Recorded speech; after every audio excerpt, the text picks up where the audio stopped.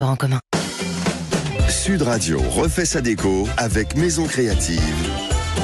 Sandrine Debruyne. Bonjour Sandrine. Bonjour Jean-Marie. Directrice de la rédaction de Maison Créative. Vous choisissez toujours les choses à point. Alors comme il pleut sur une bonne partie du pays, vous nous profitez au cas où ça ne nous suffirait pas d'installer des douches en extérieur. Évidemment, c'est pour les jours où il fera beau, bien entendu. Ça s'appelle de l'anticipation. Vous anticipez le retour du beau temps. Vous avez raison, ma chère Sandrine. Alors d'abord, on parle de douche en extérieur, ça veut dire quoi ?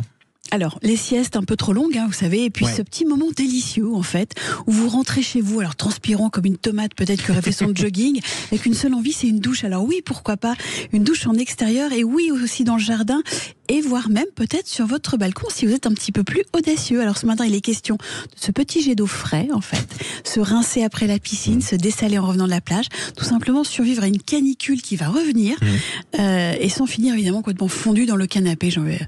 Oui, c'est pas idiot, je peux comprendre, non, c'est agréable vraiment. En tout cas. Quels sont les avantages de la douche en extérieur ? Parce que si j'en ai une dedans, je peux quand même me demander à quoi ça sert d'en avoir une dehors. Alors, non, c'est pas innocent, elle coche toutes les cases en fait, elle est pratique, elle est facile à installer, elle est pas trop chère, et cerise sur le pommeau, elle existe en version bois pour les amoureux de la nature, en alu pour les fans du design, en kit pour les bricoleurs du dimanche, et même en version solaire pour les écolos assez malins. Alors là, vous me dites, ok, bon, le jardin, le balcon, vraiment, eh bien oui, parce que il faut l'installer, mais pas n'importe comment. Avant de vous lancer un petit spa urbain, il faut passer par quelques étapes. D'abord, l'accord du syndic, sans quoi vous risquez une douche vraiment froide administrative cette fois. Vérifiez la plomberie. Assurez-vous qu'on n'inonde pas non plus le voisin du dessous à chaque rinçage. Si vous avez une petite arrivée d'eau, alors là, c'est banco. Vous optez pour une douche solaire, c'est la star du moment. Pas besoin de raccorder l'eau justement à la maison. Pas de facture qui s'emballe non plus. La petite astuce, vous posez une bassine sous vos pieds, alors c'est pas pour jouer à la marelle, c'est pour récupérer l'eau, arroser vos plantes, c'est écologique, économique, et là vous devenez le roi du balcon durable. Juste, c'est quoi une douche solaire, pardon ? Alors, ces fameuses douches solaires, en fait, elles ont des petits capteurs pour stocker la chaleur du soleil. L'eau, elle est ensuite réchauffée dans un réservoir qui est souvent planqué, en fait, sous le pied ou derrière la colonne. Vous avez des modèles qui... Alors, les modèles sont pas très grands non plus, donc il faut être un petit peu patient. Il y a 2 heures pour retrouver une petite eau tiède. Vous investissez dans un modèle avec un grand mitigeur, et là, c'est le confort, mais total. Bon, comment on harmonise tout ça avec le style du jardin ou de la terrasse ? Alors, rien de plus simple. Je sais, le bois exotique pour des vibes un petit peu tropicales, la pierre naturelle pour une douche méditerranéenne, le métal brossé pour les amateurs des lofts en plein air. Les designers se sont vraiment amusés. Chez Jessie, on a des colonnes de douche outdoor qui sont conçues spécifiquement pour l'extérieur, mais qui peuvent aussi être installées à l'intérieur. Ils sont très malins, eux, en fait. Vous avez aussi des formes un petit peu particulières, comme un triangle, qui ont été récompensés par des Design Awards. C'est des projets plutôt élégants, formels, avec une simplicité toujours facile. Et puis là, on dit merci et bravo aux designers.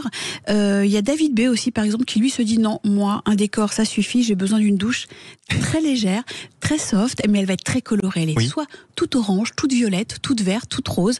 Enfin, voilà, c'est vraiment des choses... La petite touche finale, j'ai envie de vous dire, un confort extérieur, le nec plus ultra peut-être. Et chose importante dans le jardin, il faut aussi penser à trouver un petit coin tranquille, à l'abri des regards curieux. Alors sauf si vous aimez les surprises, là c'est un autre sujet. Et pour plus d'intimité, pensez aussi souvent à des bambous. C'est vrai que c'est des super brises-vues en bois, en ambiance un petit peu végétale. Si vous avez une piscine, jacuzzi, bon là on parle d'autre chose. Installer une douche juste à côté évidemment. Bien sûr. Évitez les pieds dans l'herbe ou le sable, c'est vraiment un petit peu cradouille. Et puis petit plus déco, vous utilisez les mêmes matériaux surtout. Et le contour de la piscine, parce que c'est vachement plus sympa. Vous pensez aussi à ce que vos pieds ne brûlent pas, donc mettez des petites tongs pas loin. C'est pas idiot, ça, vous avez raison. Non, mais rien n'est idiot en fait. Une douche d'extérieur, c'est hyper simple, c'est le bonheur en version éco-responsable ou presque. Bon, écoutez, pourquoi pas. Juste un mot quand même. C'est quoi l'intérêt de la douche extérieure sur un balcon ? Dans quel cas on s'en sert ? Eh bien écoutez, ça vous permet justement d'être à l'air libre, de vous dire que vous n'êtes pas enfermé entre 4 murs. Et puis d'en faire profiter tout le quartier, quoi, si je vous comprends. Ça dépend, peut-être que vous n'êtes pas forcément des voisins, ou peut-être potentiellement que vos voisins, vos voisines seront ravis du spectacle. Voilà. Spectacle. Non, mais vous pouvez aussi mettre des brises-vues, forcément. Un balcon, on n'a pas forcément des vues sur votre voisin. Oh, il n'y a pas toujours de vis-à-vis. Mais bon, écoutez, si vous apprenez que la voisine prend sa douche toujours à la même heure sur son balcon, bon, finalement, il y aura quand même du public, je pense. En général, ça se passe comme ça. Ma chère Sandrine Debruyne, c'était un plaisir de vous avoir chaque dimanche cette année et les dernières, d'ailleurs. Je rappelle que tous vos conseils sont à retrouver sur les réseaux sociaux de Maison Créative, de Sud Radio et votre compte Instagram. Et on poste tout, on vous pose des photos magnifiques de ces douches, je suis sûre que vous allez craquer. Bon allez, restez dans les parages, maintenant vous allez vous doucher dans le jardin de Valérie